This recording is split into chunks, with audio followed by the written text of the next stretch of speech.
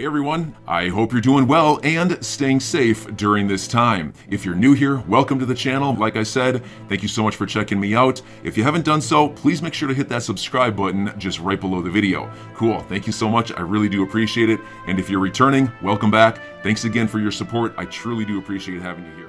In today's video, we are going to take a look on why the SEC are on a tight spot as they are trying to keep Hinman's email private.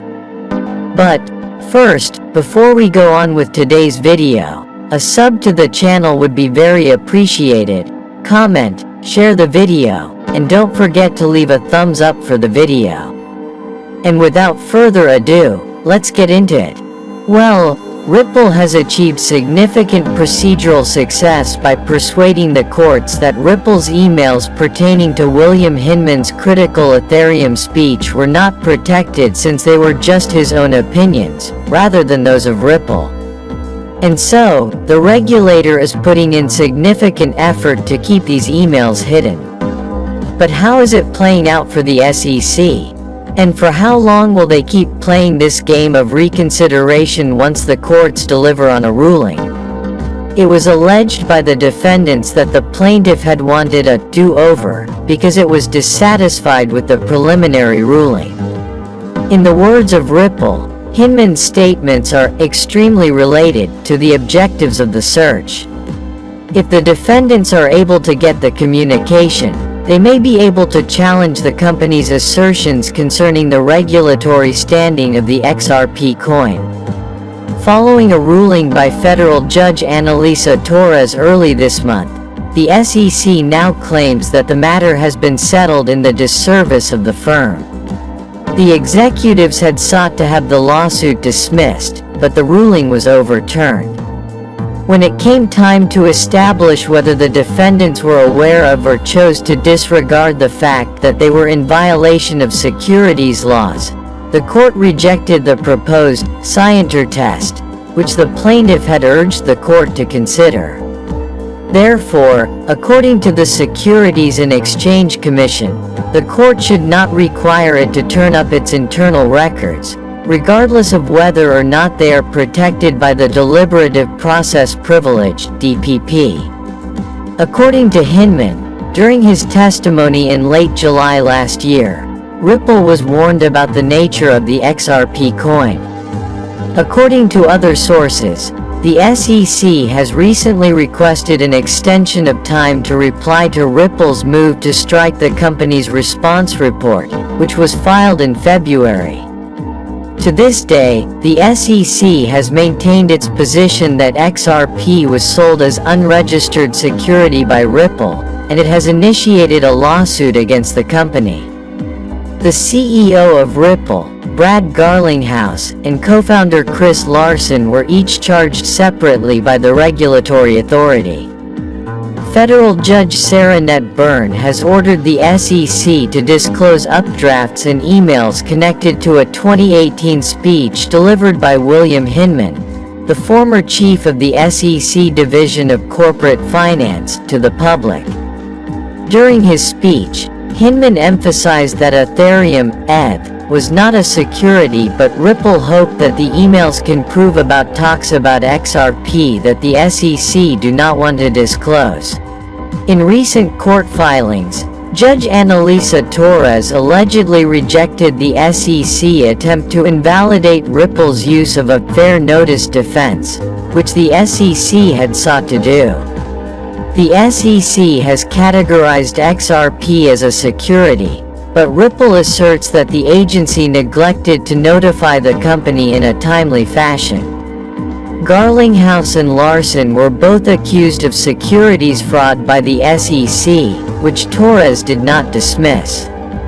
Following the ruling, the SEC stated that it did not have to prove that Ripple's XRP offers and sales violated Section 5 of the Securities Act of 1933 in order to proceed. The SEC provided a fresh supplemental letter in response to the ruling. As opposed to the SEC contention that they needed to demonstrate that Ripple's actions were improper in order to win the lawsuit, Judge Torres rejected this argument outright.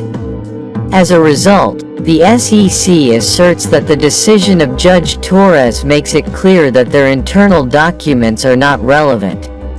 As is the case to Judge Torres' decision, there is no connection between the individual defendants and the SEC internal records revealing its staff's opinions on XRP, Bitcoin, Ether, or any other digital asset.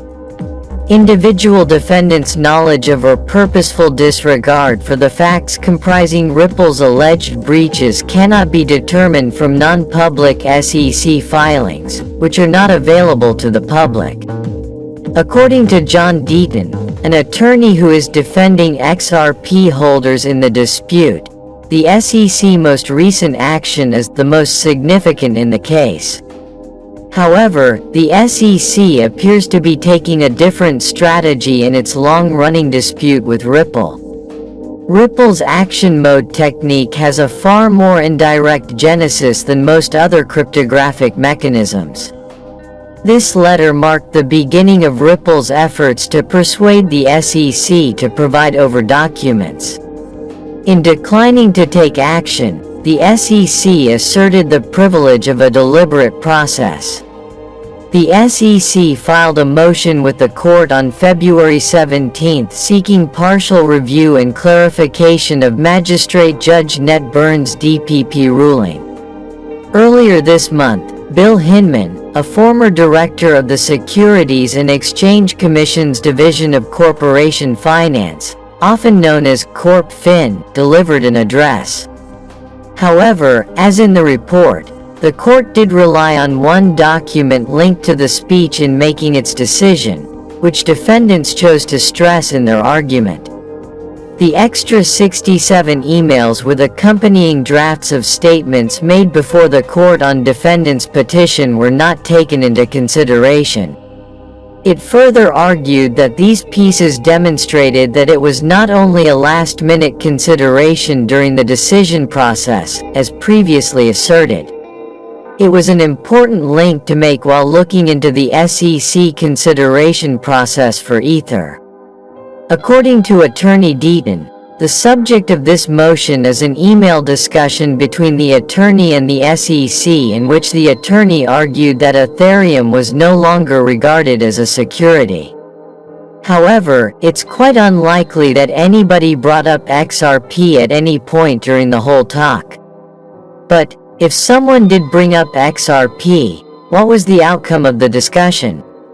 Did the SEC legal team perceive XRP to be a security?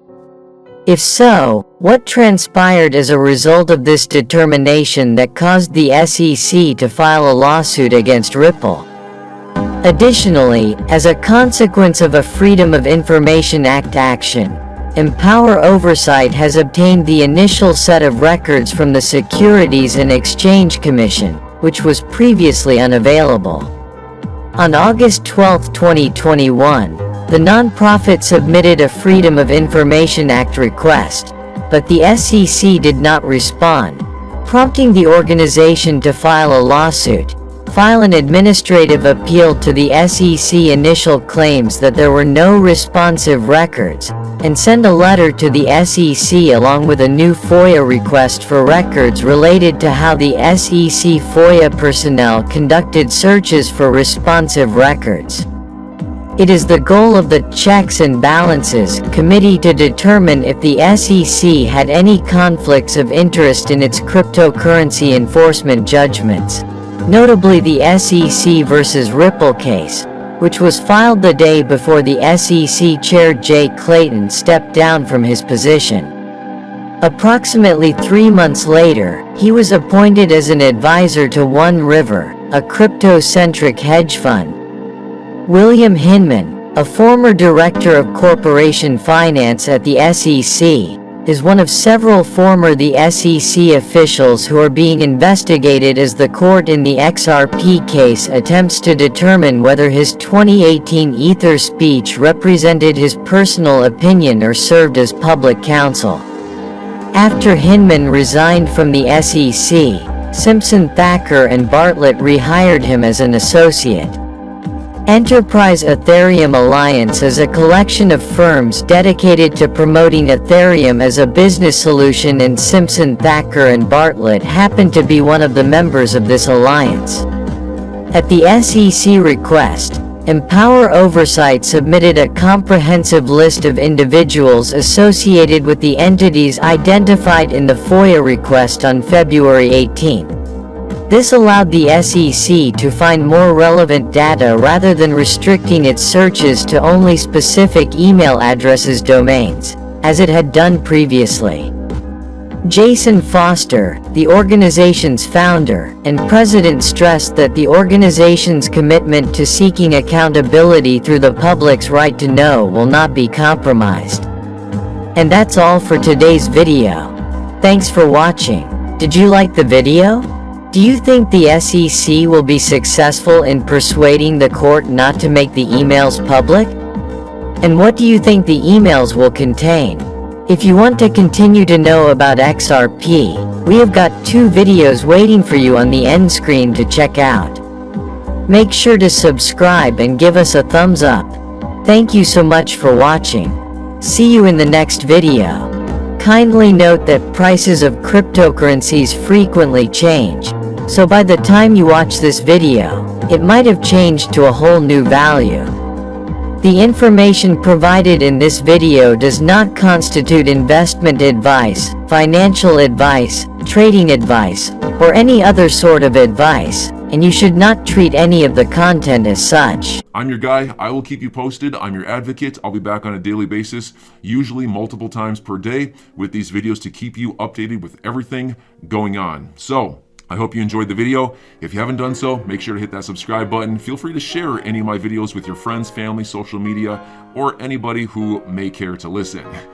Thanks so much for your continued support. I'm always here for you. I want to help you through this time. So thank you so much for continuing to choose me. Enjoy your day, stay safe, and I'll catch you again probably in a couple hours. Thanks, everybody. See you later.